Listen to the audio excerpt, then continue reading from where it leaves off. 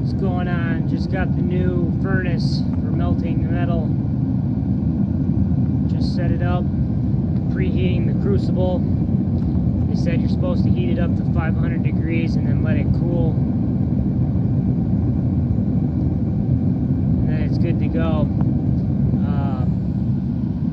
It came with this furnace, the hose, came with a mold, tongs, and it came with a crucible, pair of pliers.